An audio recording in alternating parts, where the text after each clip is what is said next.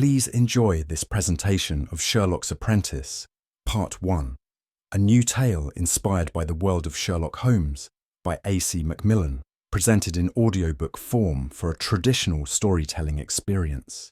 For a more tranquil escape, this story is also available as a sleep story on our channel, designed to guide you into a peaceful sleep.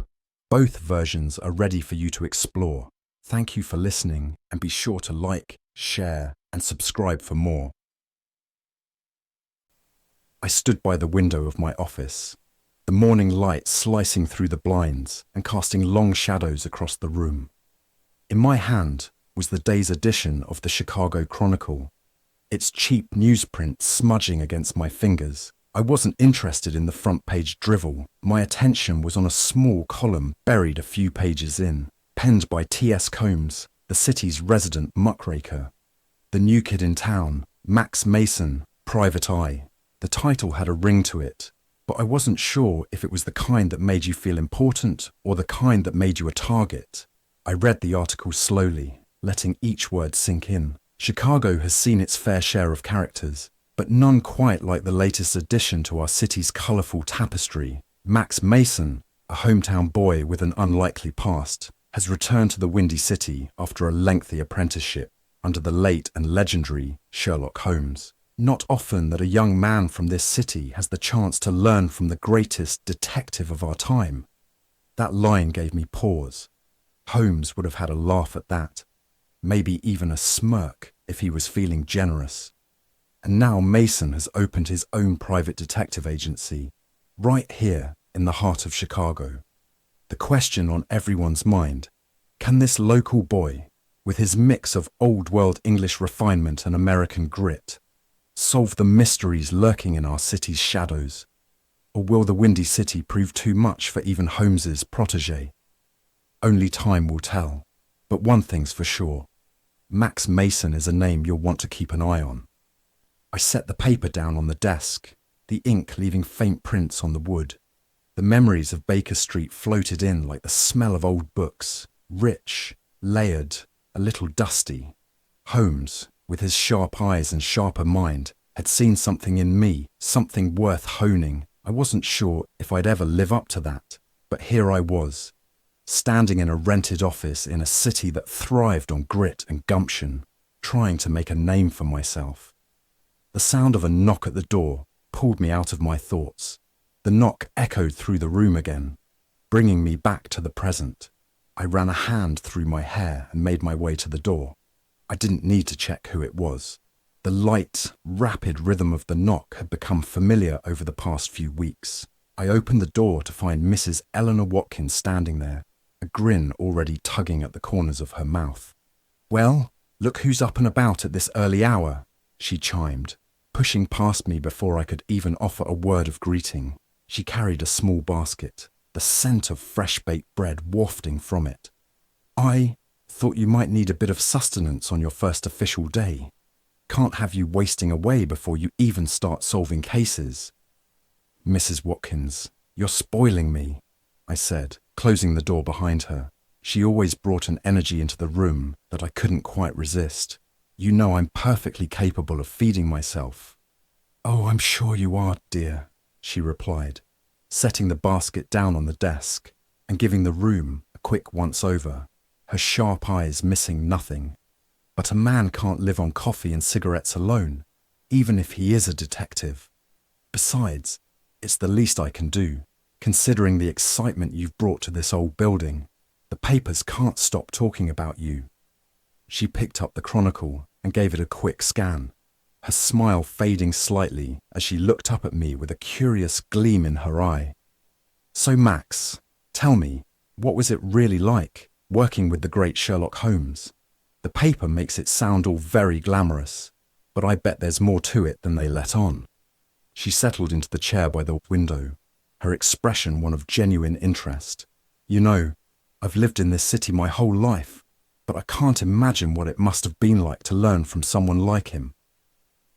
I watched as Mrs. Watkins made herself comfortable in the chair by the window, her eyes twinkling with curiosity. It was clear that the mention of Holmes had struck a chord with her. I'd seen that look before.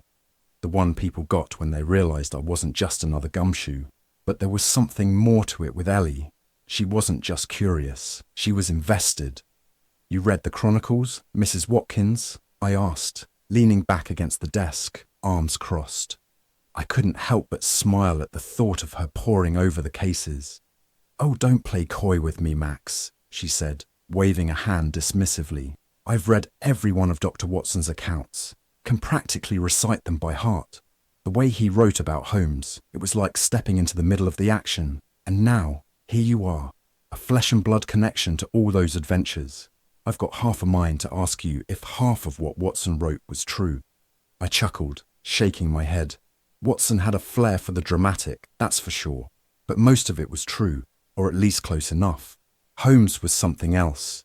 Brilliant, but not always easy to be around. It was like living with a hurricane, unpredictable, sometimes overwhelming, but always impressive. Ellie nodded thoughtfully, her gaze distant as if she was picturing those old London streets and the infamous detective himself. "I can imagine. Must have been quite an experience for a young man like you, learning from someone like him. You've seen more before 30 than most men see in a lifetime." She paused, then leaned forward slightly, her tone softening. "But I suspect it wasn't all smooth sailing. Watson hinted at it, you know, the weight that comes with that kind of work. You can tell me, Max, what was it really like?" The question hung in the air between us, and for a moment I considered brushing it off. But there was something about Ellie's earnestness that made me want to give her a glimpse behind the curtain. "You're right, Mrs. Watkins. It wasn't always easy. Holmes had a way of seeing the world that, well, it changes you. Makes you see things differently too. Sometimes it was exciting, and other times it felt like a burden, knowing things, seeing patterns that most people wouldn't. It makes it hard to just live, you know?" Ellie's eyes softened, and she reached out to pat my hand. "Well, you're here now, Max, and this city's got its own share of mysteries that need solving. Maybe it's not London, but Chicago has its charms, and who knows? Maybe you'll find a way to strike a balance, solving the cases without letting them consume you." She paused, looking at me with a glint of mischief in her eyes. "Can you really do it, Max?" "Do what?" I asked, tilting my head slightly. "Can you see things like he did? Can you tell me anything about myself just by deduction?" I couldn't help but smile at her curiosity. Ellie had the look of someone who wanted to believe in a little bit of magic, even if she knew it was just skill and observation. I leaned back, giving her a once-over as if seeing her for the first time. "All right, Mrs. Watkins," I said, my tone turning serious, though the corners of my mouth betrayed a hint of playfulness. "Let's see what we can deduce." I let my gaze travel from her worn but carefully polished shoes to the slight smudge of flour on her sleeve, then up to her neatly styled hair, noticing the little details that most would overlook. "You were up early this morning," I began, "which isn't unusual for you, but today was different. I know you've been baking, but you were in a rush. That smudge of flour on your sleeve is from wiping your hands in a hurry, because you are normally quite immaculate, and the slight fray on your left shoe suggests you've been wearing them often, perhaps to the market. You take pride in your appearance, but you're practical about it." Ellie's eyes widened, but I wasn't finished. "You're wearing a brooch that's slightly older than your other jewelry, and you keep touching it absent-mindedly. It was a gift from someone important, probably your late husband, and you wear it when you're feeling nostalgic or in need of a little comfort."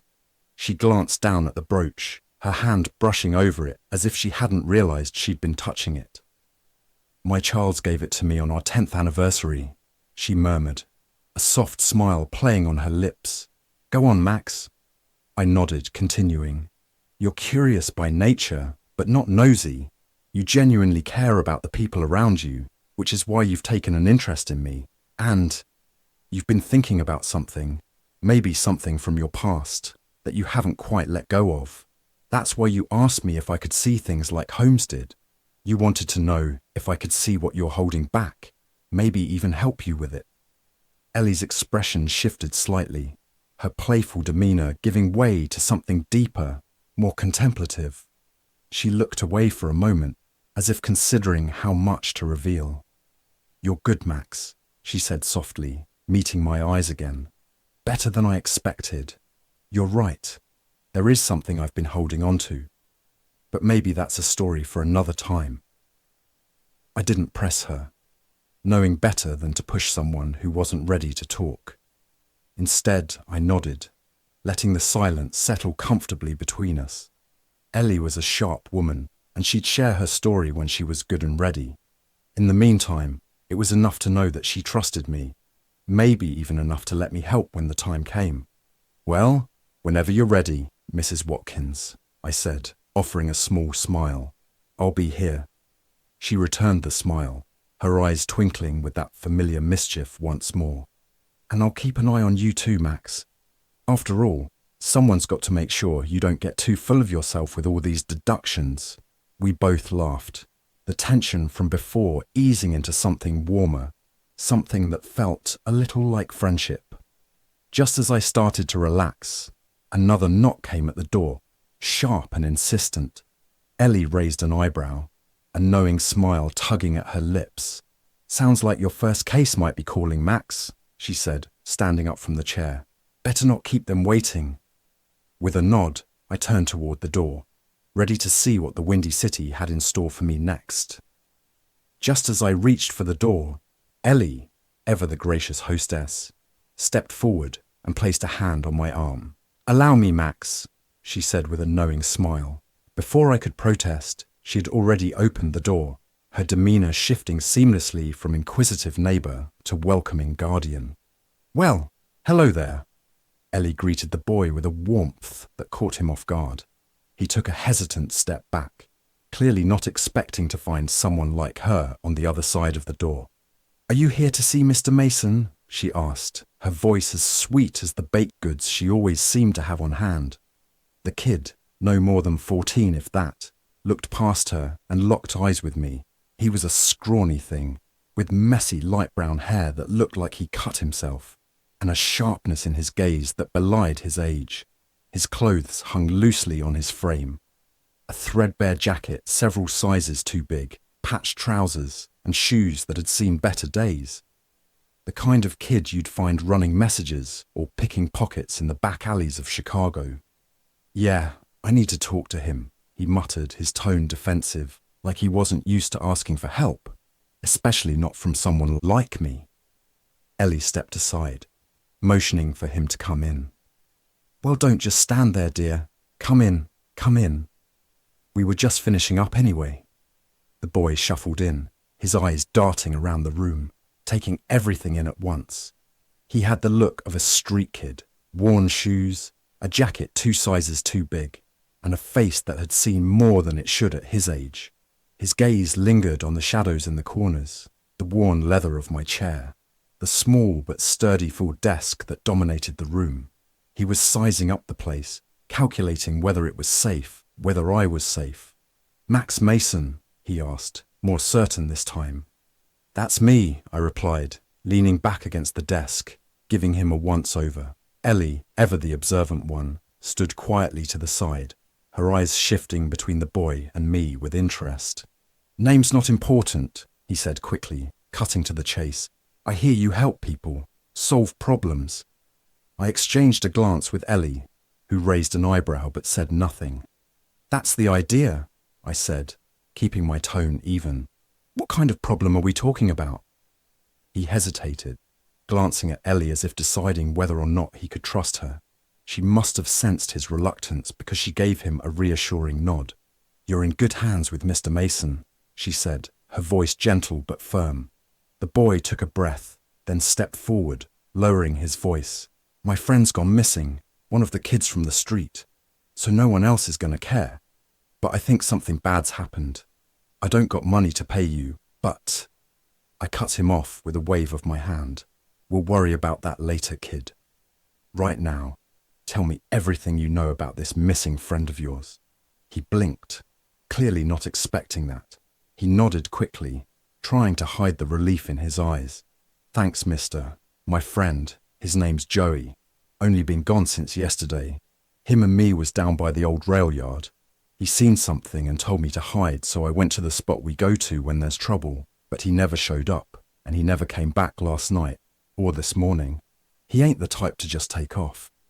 Ellie smiled softly, her eyes warm with approval. Well, I'll leave you two to it then. Max, I'm sure you'll take good care of him. Count on it, Mrs. Watkins, I said, giving her a grateful nod. She patted the boy on the shoulder before making her way to the door, leaving us to the business at hand. I watched the door click shut behind Mrs. Watkins, the room settling into a quieter kind of tension. The kid stood there, shifting his weight from foot to foot, clearly not used to being inside a place like this, or maybe any place at all. He kept glancing around, like he was still figuring out whether he was safe. I pushed the basket of fresh-baked bread across the desk toward him. Here, I said, my voice casual. You look like you could use something to eat. The kid hesitated for just a second, then grabbed the loaf with both hands, tearing off a chunk like he hadn't eaten in days. He chewed quickly, barely pausing to catch his breath. I leaned back against the desk, letting him get a few bites in before I spoke again. As I watched him devour the bread, a memory surfaced. Holmes, sitting in his armchair by the fire, speaking in that calm, measured way of his. You see, Max, Holmes had said, the value of information cannot be overstated. The city's underbelly, those places where men of standing dare not tread, hold secrets that even the most observant eye might miss. But a child, a street urchin, they go unnoticed, and therein lies their power. I had listened intently, still green, still learning. Holmes had leaned forward, his eyes sharp and clear. The irregulars, as Watson so fondly dubbed them, are not merely informants. They are my eyes and ears in places I cannot reach. And when they bring me information, I treat it as gold, no matter how small the detail. I blinked, the memory fading as I refocused on the boy in front of me. He might not have realized it yet, but he had just become my first irregular in this city, a source of information in a world where details could mean the difference between life and death. All right, I began, keeping my tone easy. You were saying your friend Joey disappeared near the rail yard. The boy nodded, swallowing hard before answering. Yeah, that's right. We all stick together, you know? Look out for each other. Joey wouldn't just up and leave without telling us. Something ain't right, mister. I nodded, watching him carefully. You're smart to come to me, I said, leaning in a little. The rail yard's not a place for kids. Plenty of ways to get into trouble there, and not all of it's the kind you can walk away from. He looked down at his hands, still clutching the bread. That's what I'm afraid of. Joey, he wasn't scared of much, but he knew better than to mess around down there too long. If he didn't come back, it's 'cause something's keeping him away. Something bad. I nodded again, more to myself this time. All right, I said. We can't just head straight to the rail yard. I'm sure they won't appreciate us walking in and poking around without good reason. I want you to go out and check all the places he might be hiding. Look everywhere he might have gone, even if it seems unlikely. If you still don't find him, come back here an hour before sundown, and we'll head to the yard together. Tommy nodded, his expression serious as he finished the last bite of bread and stood up, ready to head out. Hours passed, the day wearing on with a tense, waiting silence. I used the time to prepare, running through possible scenarios in my mind, trying to anticipate what we might find. The afternoon sunlight filtered through the blinds, casting long shadows across the floor as the clock ticked steadily on. Just as the sun began to dip toward the horizon, a knock sounded at the door. I opened it to find Tommy standing there, his face tight with worry. I've checked everywhere, Mr. Mason, he said, his voice strained. Joey's still not back. I stood up, grabbing my coat and hat from the rack. Well then, I guess you'll need to take me to this rail yard. We'll start there, see if we can't figure out what happened to your friend. The kid's eyes widened slightly, surprised at how quickly things were moving, but he nodded all the same. shoving the last bit of bread into his mouth. I could see the relief in his eyes and maybe a glimmer of hope. Thanks, thanks, Mr. Mason. Just Max, I said, giving him a small smile. And don't thank me yet, kid. We've got a long way to go before we figure out what happened to Joey. As we stepped out into the streets of Chicago, I could feel the city's pulse. A constant, rhythmic beat that hadn't changed, even after all these years. The city was a living, breathing thing, full of grit and grime, and it still clung to me like an old coat I'd long since outgrown. The buildings loomed tall, casting long shadows over the cobblestone streets, where vendors hawked their wares and children darted between pedestrians, their laughter mingling with the sharp calls of newsboys shouting the day's headlines. But it wasn't the same city I'd left behind. In the decades since I'd been gone, the streets had changed. The old brick tenements were now dwarfed by steel and glass, the skyline pushing ever upwards as if reaching for the heavens. The air was thick with the scent of industry, smoke and oil mingling with the stale smell of the river. It was familiar, yet foreign, like a photograph that had faded over time, the edges worn and the details blurred. The kid walked beside me, his pace quick and assured, but there was a tension in his step, a wariness that came from living too long on the edge. I studied him for a moment, watching how his eyes flicked from one passerby to the next, never resting in one place for too long.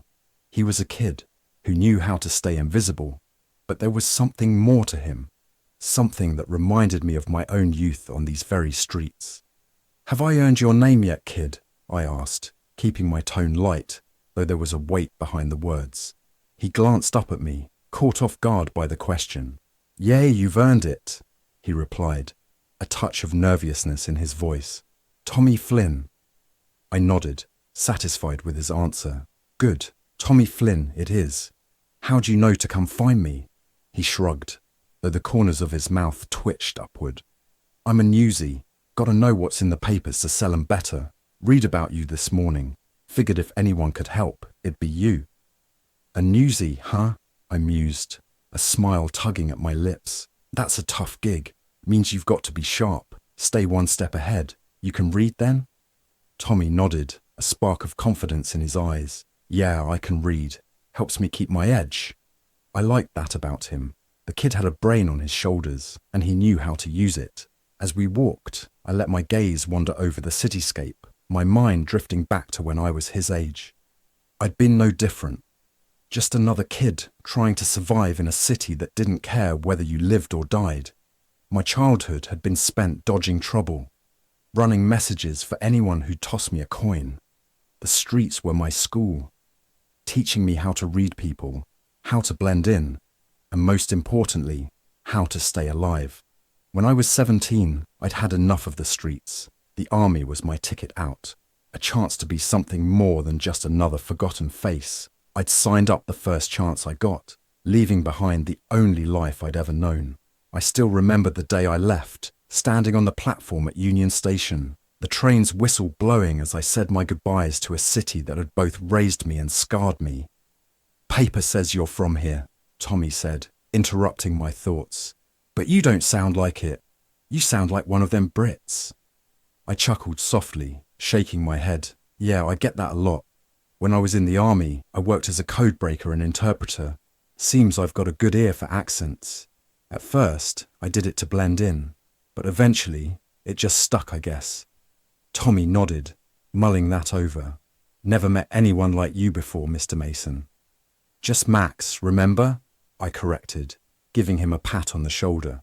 "And I'm betting you've got plenty more questions, but let's focus on finding your friend first, yeah?" "Yeah, let's find Joey," Tommy agreed, his tone serious. We continued walking, the rail yard coming into view, a place of rusted tracks and forgotten freight.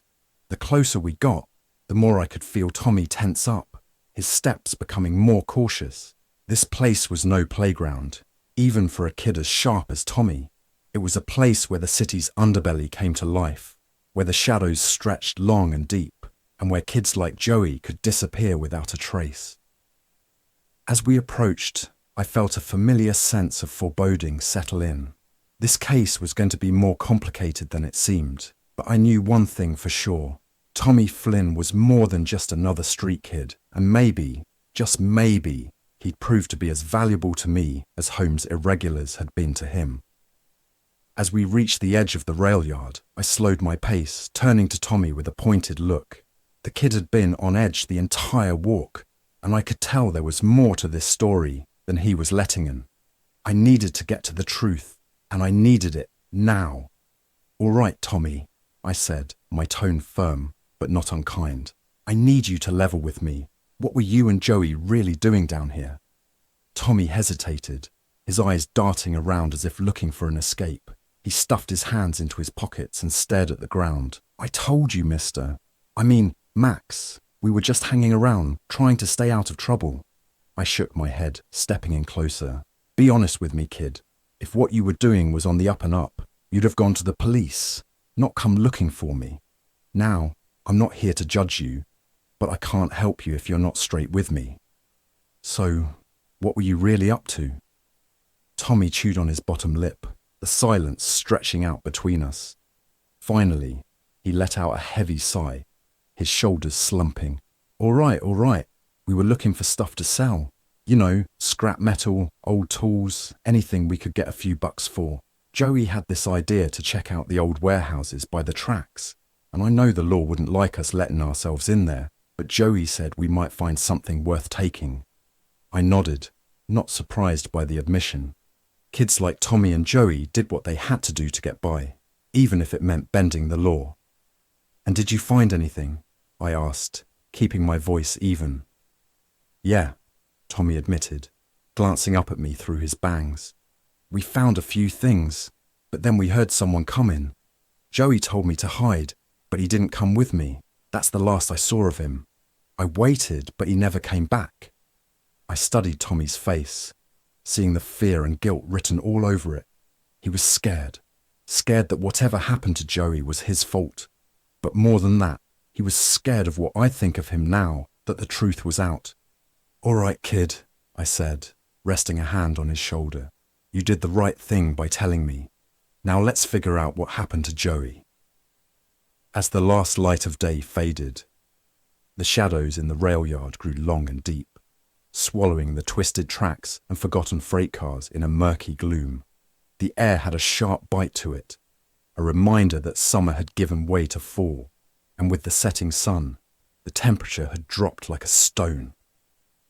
Overhead, a crescent moon peeked through the thickening clouds, casting just enough light to outline the skeletal remains of the old warehouses and the rusted steel of the tracks.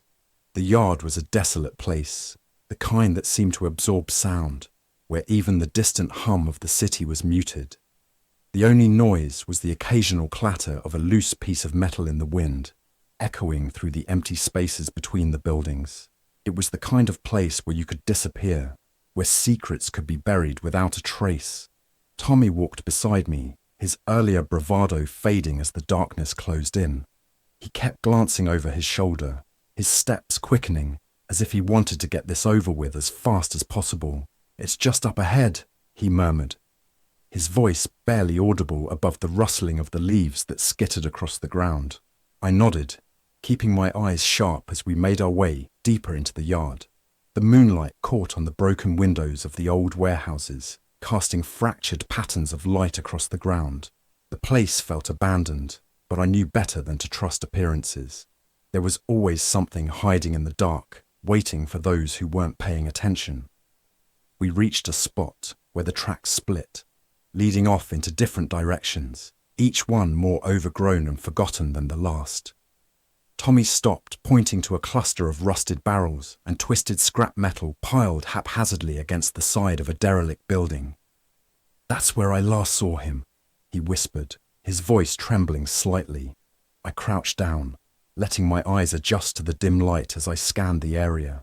The ground was uneven, a mix of gravel, dirt, and old oil stains. Most would see nothing but debris, but I'd learned to look past the obvious.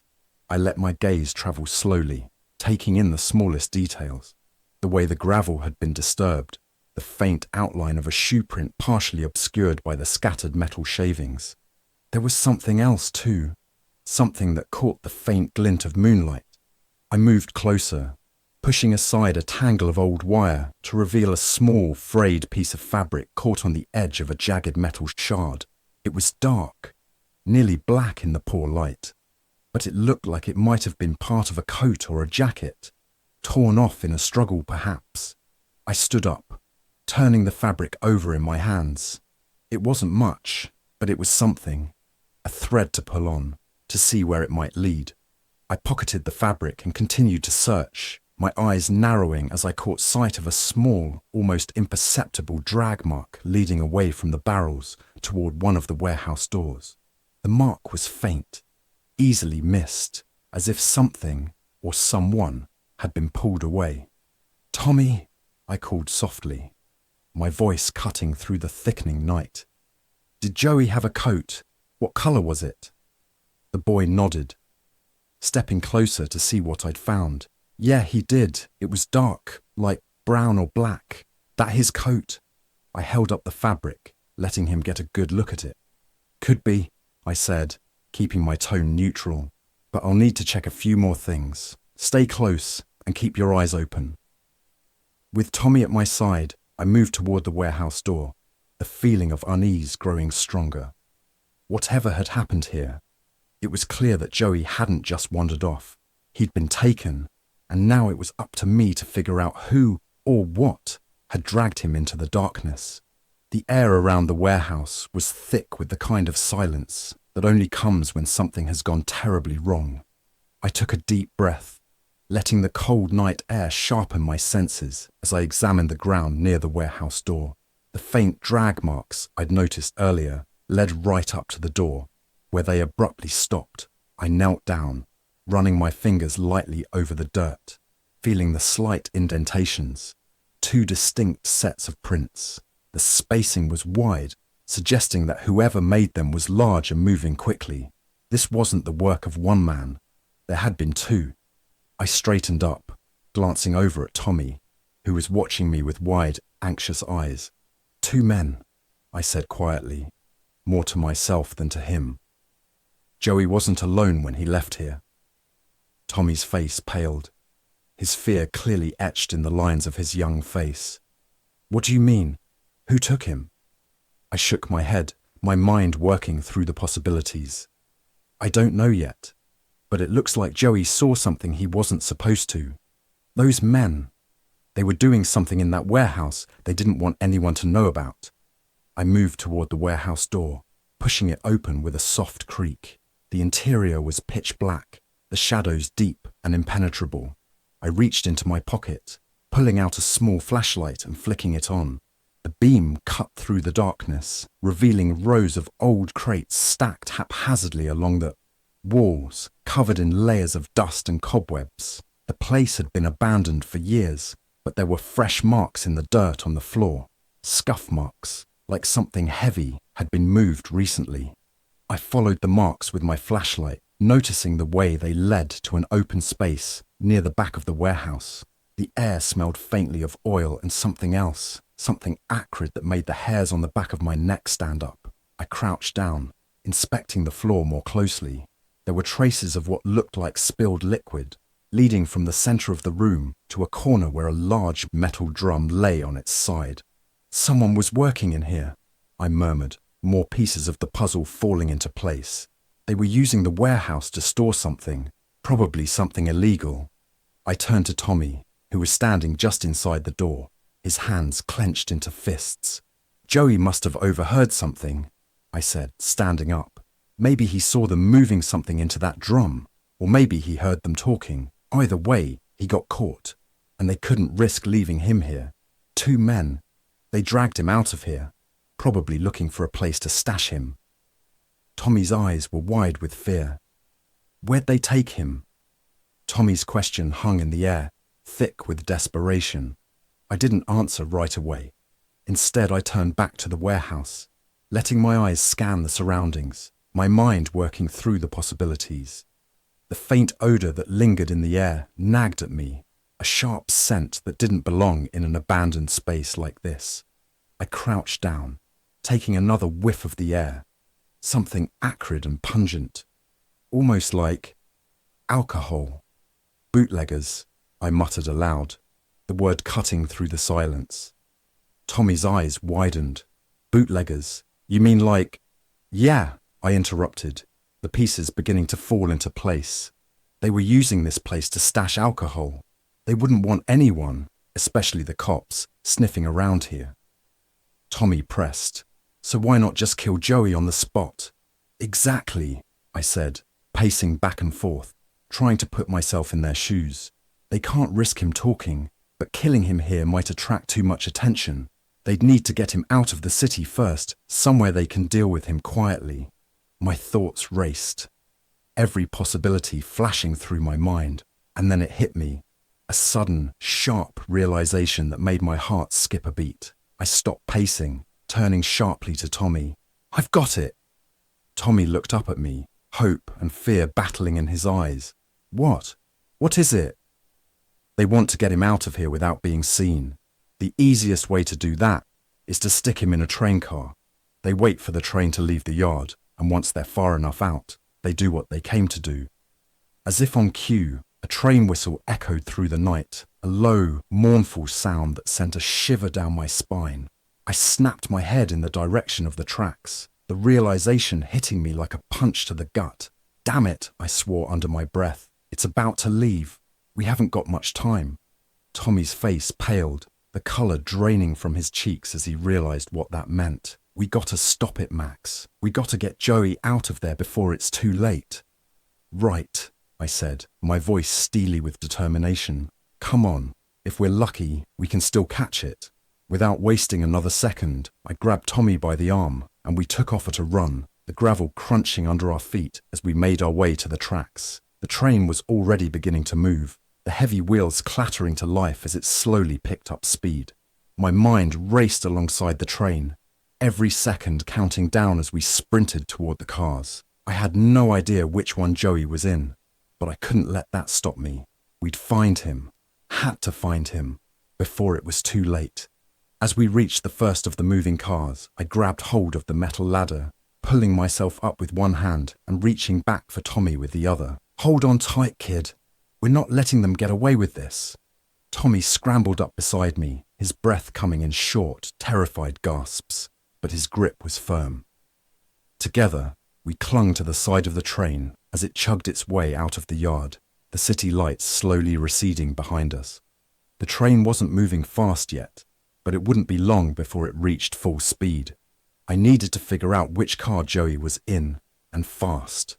I pulled myself up onto the narrow ledge, inching my way toward the nearest door, Tommy right behind me.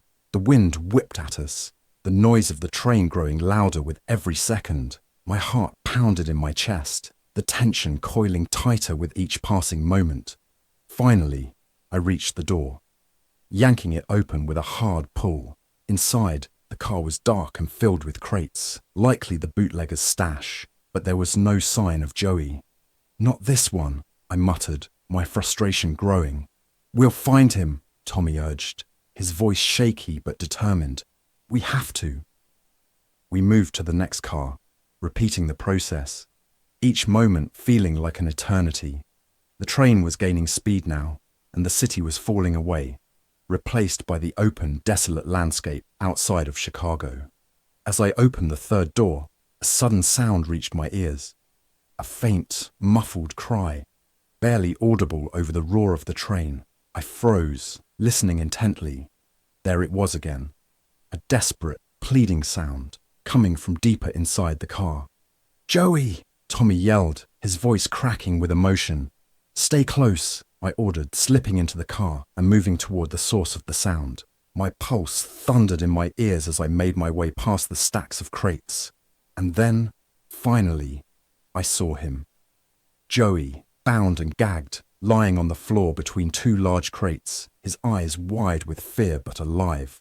"We've got you, kid," I said, rushing to his side and cutting the ropes that bound him. "You're gonna be all right. We're getting you out of here." Joey nodded, tears welling up in his eyes as Tommy knelt beside him, his own fear melting into relief.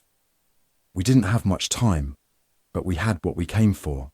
Now we just had to figure out how to get off this train alive. As I cut through the last of the ropes binding Joey, I heard the unmistakable creak of the train car door sliding open behind us. I spun around, my heart pounding as two figures stepped into the dim light cast by the swaying oil lamp above. One was a wiry, rat-faced man with a nasty grin, while the other was a hulking brute of a man, his shoulders broad enough to block out the light from the doorway. "Well, well," the skinny one sneered, his voice dripping with malice. "Looks like we got ourselves a couple of stowaways, Big Jack." The big man, who I could only assume was Big Jack, cracked his knuckles menacingly, his expression one of grim determination. "Looks like it," he rumbled, his voice deep and gravelly. "Too bad for them." I could feel Joey trembling beside me, and I knew we were out of options. My hand instinctively went to the revolver holstered at my side, but the thought of pulling the trigger made my stomach turn. The war had left its mark on me in more ways than one, and taking a life, even in self-defense, was something I'd sworn never to do again. But these men were closing in fast, and I knew they wouldn't hesitate to kill us if it came to that. My mind raced, searching for a way out, a way to stop them without crossing that line. That's when I saw it. One of the crates, slightly ajar, with a familiar scent wafting from it. The bootlegger's stash. My eyes flicked up to the oil lamp swinging precariously above, its flame casting flickering shadows across the car. An idea formed, desperate and dangerous, but it was all I had. "Tommy, get Joey out of here, now!" I barked, pulling my revolver from its holster. "But Max," Tommy started, his voice shaking with fear. "Now," I snapped, not taking my eyes off the two men, who were now only a few steps away. Tommy nodded, grabbing Joey's arm and pulling him toward the door at the other end of the car. I raised the revolver, aiming it not at the men, but at the crate of alcohol. With a deep breath, I squeezed the trigger. The gunshot echoed through the car, the bullet tearing through the wooden crate. Almost immediately, the pungent smell of alcohol filled the air, but there was no time to dwell on it. I shifted my aim upward, targeting the oil lamp swaying above. Another shot rang out, and this time the lamp shattered, sending flaming oil splashing down onto the crate. The effect was instantaneous. A small fireball erupted from the shattered crate, the alcohol igniting in a brilliant flash of light and heat. The two men recoiled, blinded and stunned by the sudden explosion. Big Jack roared in pain as the flames licked at his clothes, while the skinny one stumbled back, hands raised to shield his eyes from the blinding light. "Move!" I shouted, grabbing the boys and shoving them toward the open door. The flames were spreading fast, and the heat was already becoming unbearable, but the fire had done its job, buying us precious seconds to make our escape. We reached the door just as the fire began to consume the car, the crackling of burning wood and the hissing of vaporized alcohol filling the air. I didn't waste a second, leaping out of the car and onto the gravel below, pulling Joey and Tommy with me. We hit the ground hard, rolling to a stop as the train continued on, the burning car trailing smoke and flames behind it. I struggled to my feet, pulling the boys up with me, my heart pounding with a mix of adrenaline and relief. "Keep moving!" I urged them, not daring to look back as we scrambled away from the tracks and into the safety of the night. As we ran, the realization of what had just happened began to sink in. I'd managed to keep my promise to myself, but only just. The fire had given us our escape, but it was a reminder that sometimes the line between right and wrong wasn't as clear as I wanted it to be. That was a problem for another day. For now, we were alive, and Joey was safe. That was all that mattered. The evening air was cool as we made our way back to my building, the city's shadows stretching long and deep under the flickering streetlights. The boys walked quietly beside me, their steps heavier now, weighed down by exhaustion and the adrenaline that was finally wearing off. It had been a long day, and though they had narrowly escaped, I knew the night was far from over. We approached the entrance to my building, and I could see a faint light flickering from the hallway. As I opened the door and headed up the narrow staircase to my office, the scent of something warm and inviting drifted toward us. Bread, maybe soup too. Ellie had been here. Sure enough, sitting just outside my door was a large basket, covered with a cloth to keep the heat in. It was still warm, and I couldn't help but smile. Ellie must have been watching, waiting for us to return, but she had the good sense not to linger. She understood that the boys were skittish, especially now. I appreciated her intuition more than I could say. "Looks like Mrs. Watkins has been busy," I remarked, bending down to pick up the basket. "You two are in for a treat. She's quite the cook." Tommy's eyes widened with surprise, while Joey, the younger of the two, remained silent, eyeing the basket warily. He was a little shorter than Tommy, with a mop of dark hair that fell into his eyes and a scowl that seemed permanently etched on his face. Where Tommy was cautious and measured, Joey was all sharp edges and mistrust, a kid who'd learned to keep his guard up at all costs. I unlocked the door and pushed it open, revealing the small space that served as both my office and apartment. The office took up most of the room, dominated by a sturdy desk covered in papers, a worn leather chair, and shelves lined with books and old case files from my time with Holmes. To one side was a small sitting area, where a threadbare sofa faced a fireplace that had long since gone cold. A door to the right led to a cramped bathroom, and another door at the back opened into my living quarters, a modest bedroom and kitchen separated by a thin wall. The place was functional, even cosy in its own way, but it was a far cry from the cottage Holmes and I had shared in the English countryside. That cottage had been a refuge, a quiet, peaceful place tucked away from the world, where the only sounds were the rustling of leaves and the distant call of birds. The rooms had been filled with the scent of old books, pipe tobacco, and the faint smell of the herbs Holmes kept for his experiments.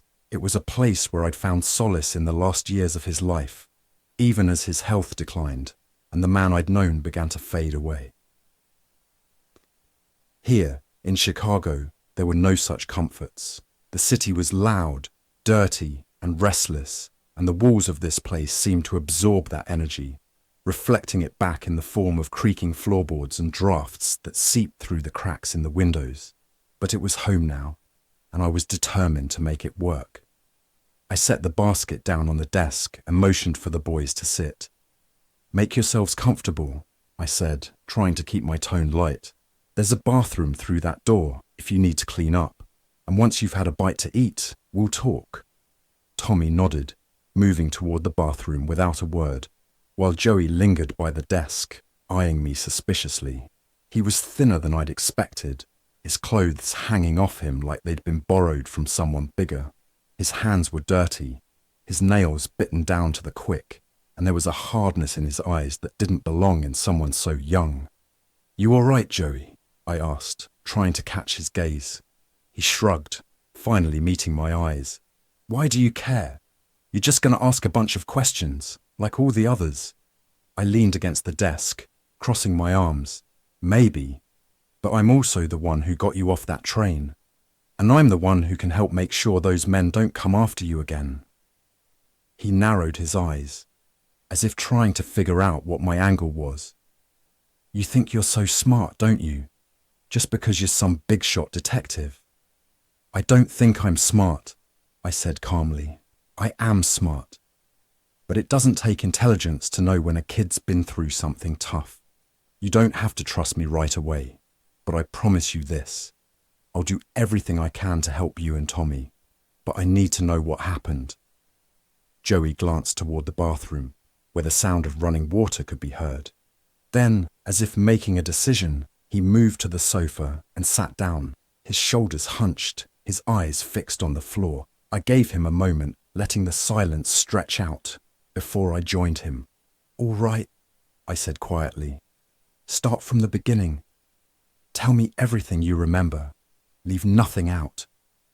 Joey's hands clenched into fists, his knuckles white against his dirty skin. We weren't doing anything wrong, you know? Just trying to find some stuff we could sell. Scrap metal, old tools, whatever we could get our hands on. We were careful, staying out of sight. But then we heard something. Voices. It sounded like an argument, so we hid. We didn't want any trouble, just wanted to wait until they were gone. His voice shook slightly, but he continued, his words tumbling out faster now. I told Tommy to hide, and I went to see what was going on. That's when I saw them, two guys loading something into a crate. It smelled funny, like chemicals or something. I didn't know what it was, but I knew it wasn't right. They were arguing about a shipment, something big, something they didn't want anyone to know about. I nodded, encouraging him to go on. One of them spotted me, Joey said, his voice barely a whisper now. He yelled, and they came after me. I ran, but they were fast. They caught me, tied me up, and dragged me to that train car. I thought they were going to kill me right there, but they started talking, said they couldn't do it here, too risky. So they shoved me in the car and said they'd take care of me once we were out of the city. He looked up at me then, his eyes shining with fear and anger. I didn't mean to get us in trouble. I just wanted to see what was going on. I didn't think they'd come after me like that. I placed a hand on his shoulder, offering what little comfort I could. You did the right thing by telling me, Joey. We're going to figure this out, but you need to trust me. Those men aren't going to get away with this. Joey nodded, though I could see the doubt lingering in his eyes. It was going to take more than words to earn his trust, but I was willing to do whatever it took. These kids had been through enough, and I wasn't about to let them down. As the night settled in and the city outside grew quiet, the three of us huddled in my small apartment, the warmth of Ellie's food easing some of the tension from the day. Joey, still shaken from his ordeal, eventually drifted off to sleep in the worn leather chair by the fire. His breathing was steady but shallow, and I could see the lines of worry etched into his young face, even in sleep. Tommy and I moved quietly, not wanting to disturb him. I grabbed a couple of blankets from the small closet in my bedroom and handed one to Tommy, who spread it over Joey, tucking it around his friend with a care that spoke volumes about their bond. We sat down at the table, the flickering light from the fireplace casting long shadows across the room. For a moment, neither of us spoke, the weight of what had happened hanging heavily between us. Finally, I broke the silence. Tommy, you and Joey need to lay low for a while. Those guys are going to be looking for him, and we can't risk them finding him. You've got to keep him out of sight. Tommy nodded, but his expression was grim. That's easier said than done, Max. Joey's, well, he's not the type to stay put. He's always got to be doing something, always pushing the limits. I figured as much, I said, rubbing the back of my neck. I'd let you both stay here, but this place is too small, and there's a steady stream of people coming in and out.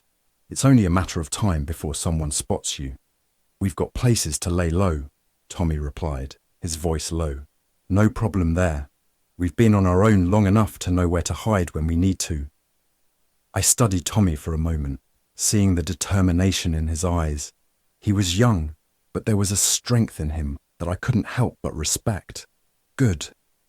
Just make sure you keep Joey out of sight. He's been through enough already, and I don't want to see him get hurt again.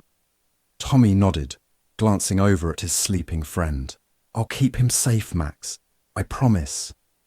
Reaching into my pocket, I pulled out a few bills and held them out to Tommy. Take this. It's not much, but it'll help you get by for a while. Tommy hesitated, looking at the money as if it was something foreign. I don't need your money, Max. I already owe you. This isn't a handout, I said firmly. Consider it a retainer for future services. Tommy frowned, not quite understanding. What do you mean? I want you and your friends, the ones you trust the most, to be my eyes and ears on the street, I explained, keeping my voice low and steady. I'll pay you and them for any information you bring me. It won't make you rich, but it will keep food in your belly and clothes on your back, and it will give you a way to keep yourself safe.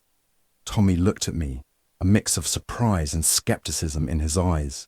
You want us to work for you? I nodded. That's right. I need people who know the streets, who can blend in and pick up on things that others might miss. You and your friends are perfect for that. You help me, I help you. It's a fair deal. Tommy seemed to consider this for a moment, then slowly took the money from my hand. All right, Max, we'll do it. But just so you know, we're not doing this for the money. We're doing it because you helped us tonight. We won't forget that. I wouldn't expect anything less, I said with a small smile.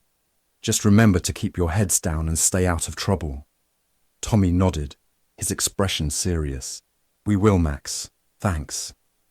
With that, we both fell silent, the weight of the night's events settling in. Joey shifted in his sleep, murmuring something unintelligible, and I could see the worry in Tommy's eyes as he watched his friend. It was clear that they'd been through more than their fair share of hardships, but they had each other, and now they had me. For the first time since I'd returned to Chicago, I felt like I was starting to build something here. It wasn't much, just a couple of street kids and a few leads, but it was a start. And in a city like this, sometimes a start was all you needed. Thank you for tuning in to part 1 of Sherlock's Apprentice. Will Max uncover the bootleggers' scheme before they track down the boys?